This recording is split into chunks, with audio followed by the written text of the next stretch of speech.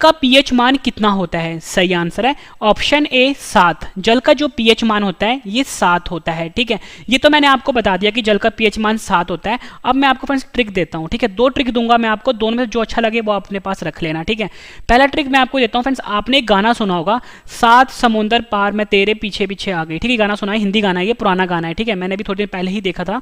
7 समुंदर पार मैं तेरे पीछे पीछे आ गई, यहाँ पे लिख देता हूँ 7 समुंदर।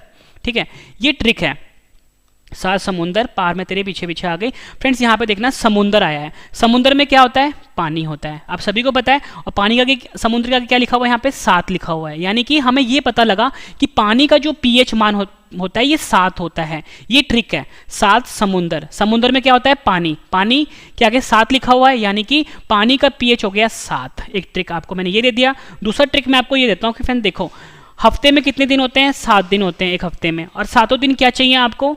खाना जरूरी नहीं है लेकिन पानी जरूरी है। तो यानी कि 7 दिन क्या जरूरी है? पानी जरूरी है। तो यानी कि पानी का पीएच यहां से भी हमें पता लग गया क्या होता है? 7 होता है। ठीक है, इंपॉर्टेंट क्वेश्चन रहेगा आपके एग्जाम के लिए, कई बार पूछा गया है। अब जो फ्रेंड्स अगला क्वेश्चन है ये भी इसी से रिलेटेड है। क्वेश्चन है हमारा कि नमक का पीएच मान कितना होता है? सही आंसर है ऑप्शन ए 7। नमक का जो पीएच मान होता है वो 7 होता है।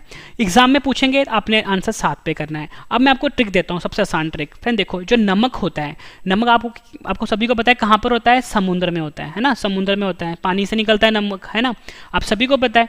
अब देखो मैंने ऊपर ही आपको एक ट्रिक दिया है, 7 समुंदर, तो यानी कि हमें यहाँ से पता लग गया है कि समुद्र के आगे 7 लिखा हुआ है, तो ऑब्वियस सी बात है नमक भी समुद्र से ही निकल रहा है, पानी से निकल रहा है, तो नमक का पीएच भी 7 हुआ। ठीक है, ये क्वेश्चन भी एग्जाम में कई बार पूछा गया है। उम्मीद करता हूँ फ्रेंड्स आपको ट्रिक पसंद आ रही है। अगला क्वेश्चन करते हैं, ये क्वेश्चन भी एग्जाम में कई बार पूछा गया है। क्वेश्चन है हमारा NaCl का पीएच मान क्या होता है? सही आंसर है इसका ऑप्शन ए 7। NaCl का पीएच मान भी 7 होता है। और फ्रेंड्स मैं आपको समझाता हूँ कि NaCl होता क्या है। NaCl होता है सोडियम क्लोराइड। ठीक है, यहाँ पे लिख देता हूँ, NaCl जो होता है ये होता है सोडियम क्लोराइड। सोडियम क्लोराइड का जो रासायनिक सूत्र होता है वो NaCl होता है।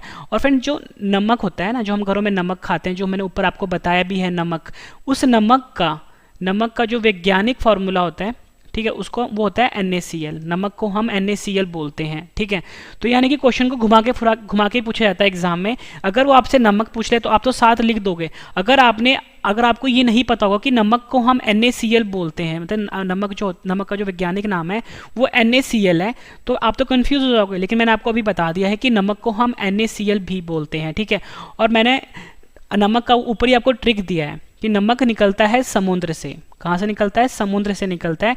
और ऊपर मैंने आपको गाना बताया था कि 7 समुंदर। ठीक है, 7 समुंदर पार में तेरे पीछे पीछे आ गए, ऐसा गाना है ना कोई, तो यानी कि समुद्र का क्या लिखा हुआ है? 7 लिखा हुआ है। ठीक है, और समुद्र से क्या निकलता है? नमक निकलता है, नमक निकलता है, और नमक का रासायनिक सूत्र होता है NaCl। ठीक है, ये भी आपके एग्जाम के लिए काफ़ी इंपॉर्टेंट रहेगा।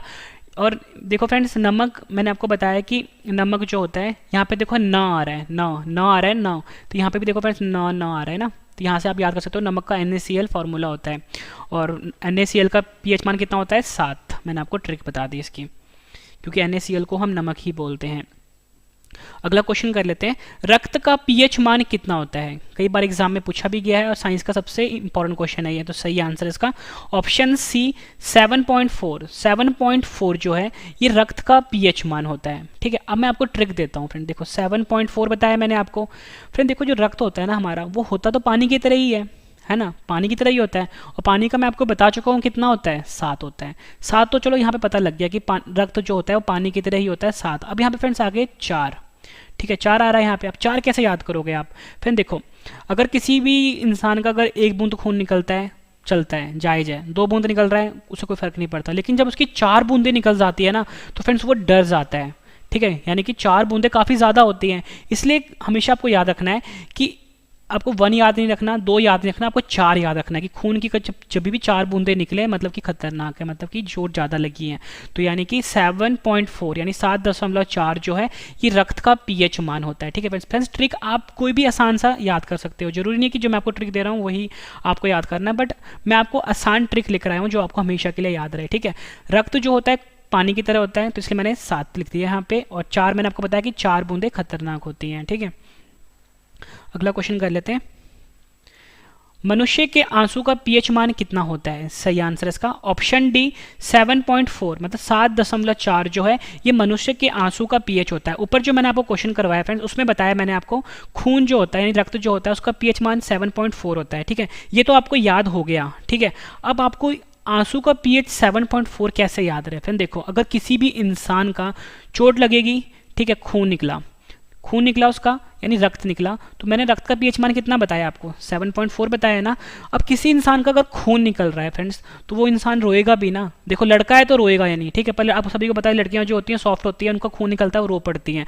तो वैसे ही फ्रेंड्स देखो, अगर खून निकल रहा है तो आंसू भी निकलेंगे, यानी कि खून और आंसू का आपस में रिलेशन आ गया। तो अगर रिलेशन आ गया इसका मतलब जो हमारा आंसू होता है उसका भी पीएच मान 7.4 होता है। ठीक है, ये भी इंपॉर्टेंट क्वेश्चन है। मतलब फ्रेंड्स आपको पता लग गया कि जो मनुष्य का आंसू होता है उसका पीएच मान कितना होता है? 7.4 होता है। और मैंने आपको यहाँ पे ट्रिक दे के समझाया कि अगर इंसान का खून निकलेगा तो वो रोएगा भी, यानी आंसू बाहर निकलेंगे, यानी 7.4 पीएच हो गया। ठीक है, अगला कर लेते हैं।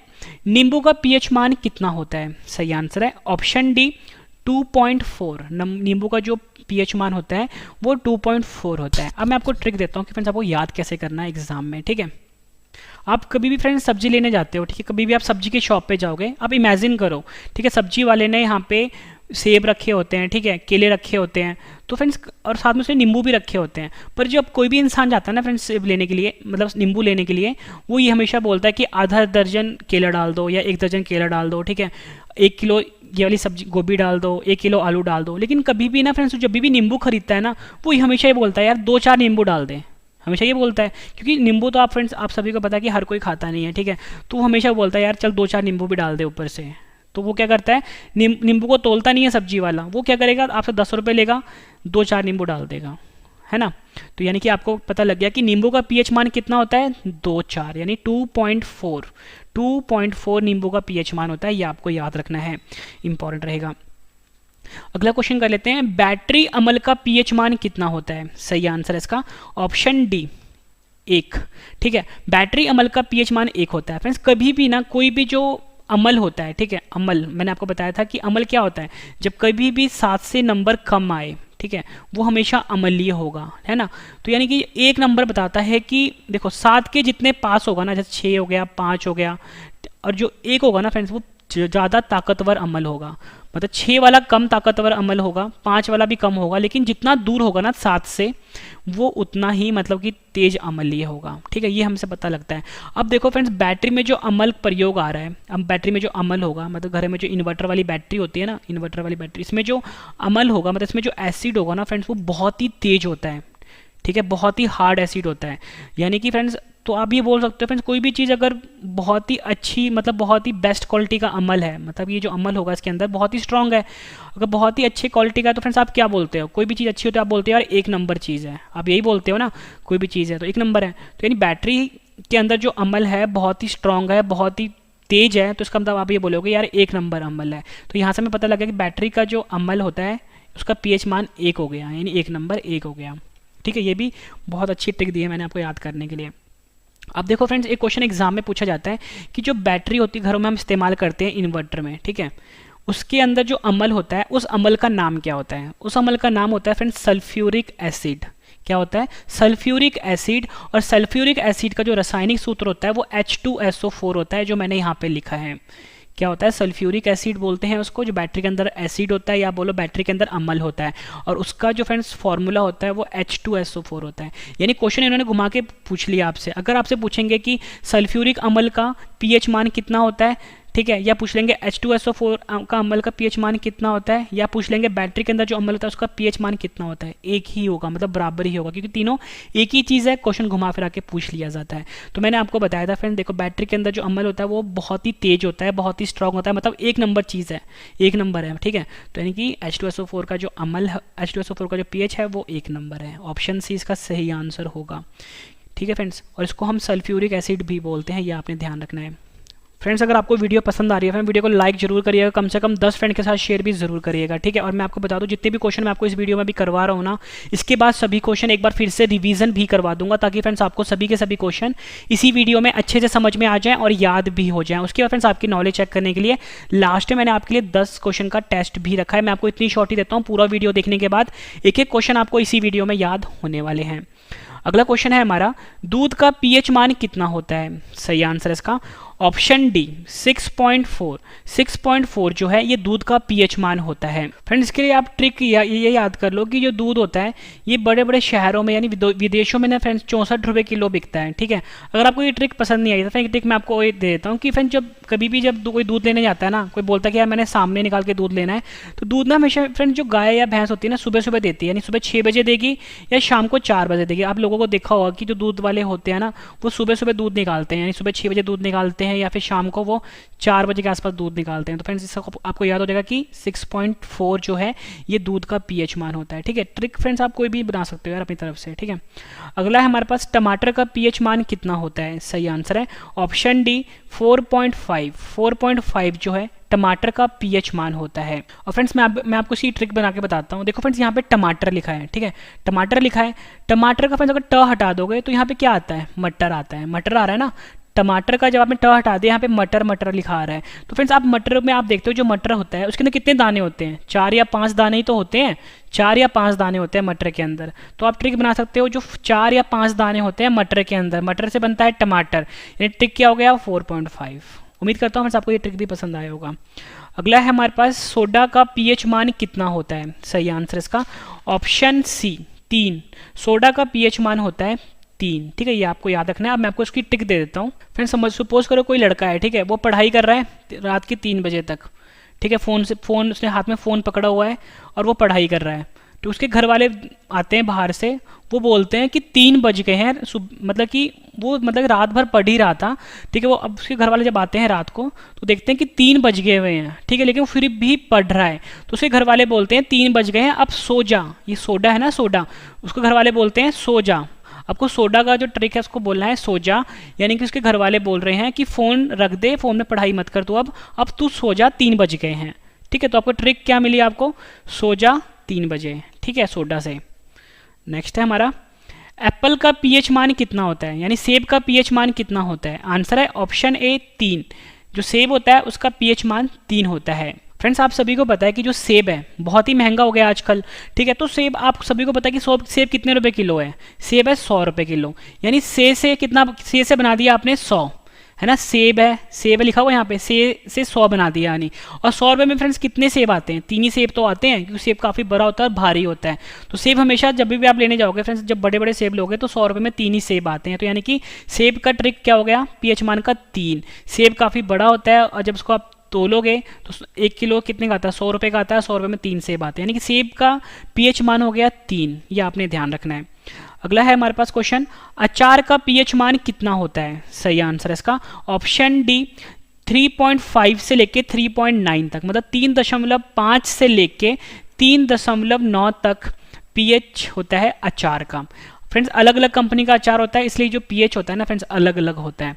अब मैं आपको ट्रिक देता हूँ कि आप कैसे याद करोगे कि जो पीएच होता है अचार का वो 3.5 से लेके 3.9 के बीच में होता है। देखो फ्रेंड्स मैं आपको ट्रिक देता हूँ, अचार है ना लिखा हुआ है यहाँ पे, आप अ को हटा दो, ये क्या आता है? 4 आता है, यानी कि अचार का जो पीएच मान है वो 4 के आसपास है, आपने याद रखना है। अब देखो फ्रेंड्स ये 3.5 जो है और ये 3.9 जो है ये 4 के आसपास ही तो है।